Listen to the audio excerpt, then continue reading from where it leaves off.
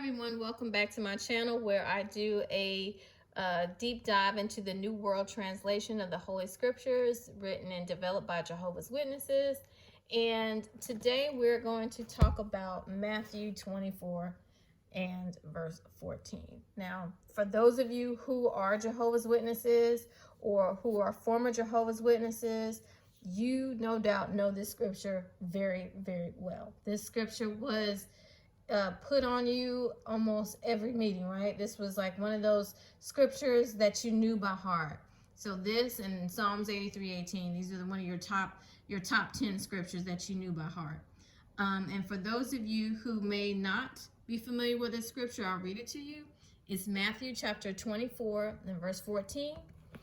And it says, "And this good news of the kingdom will be preached in all the inhabited earth for a witness to all the nations, and then the end will come."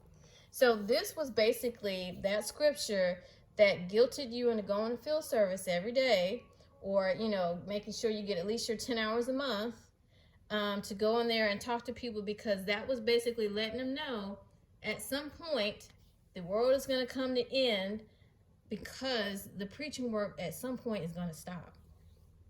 And what they focused on was these verses here leading up to verse 14, because this was kind of like their quote unquote smoking gun to kind of corroborate with 1914 about why things were so bad, because it focuses on, nation rising against nation and kingdom against kingdom and food shortages and earthquakes and all these different things that, they would say, see what's going on in the news, and this is happening here and this is happening there. And so that was kind of to hook you into thinking like, okay, you know what? Yeah, the preaching work is basically kind of our way to determine where we are in the stream of time, is when the end will come, right?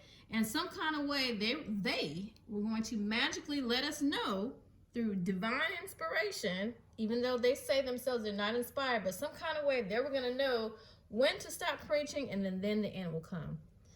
Well, as a child, because I've been the quote unquote truth for a long time, I always found that pretty interesting. You know why? Because if you read the entire book or chapter, of 24, all you got to do is come over to the next page right here, and take a look at this. Let me read it. Okay, so it says, "But know one thing, that if the householder had known in which watch the thief was coming, he would have kept awake and not allow his house to be broken into. On this account, you too prove yourselves ready, because at an hour that you do not think to be, the Son of Man is coming."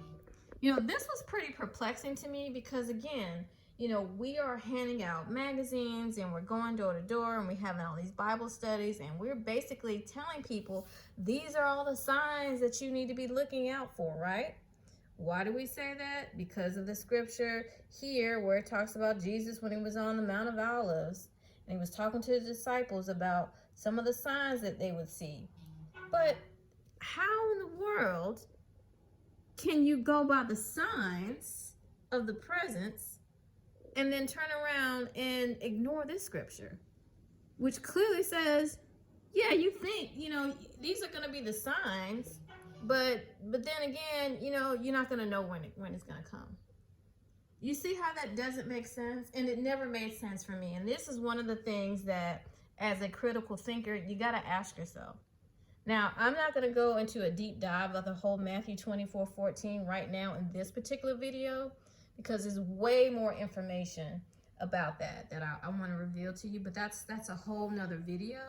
But for those of you who are PMOs, or those of you who are not sure if this is the truth or not, or those of you who are just curious or have questions, I want you to really read the entire book of Matthew 24. Just read the whole chapter. Read the entire chapter. Now, read the book of Matthew is great too. Like, I think everyone should read the entire Bible. Start with one chapter at a time, and then one book at a time, and then read it as much as you can. Because what you're going to find, and this is one thing that Jehovah's Witnesses are notorious for, is just piecemealing scriptures, picking out scriptures here and there and there.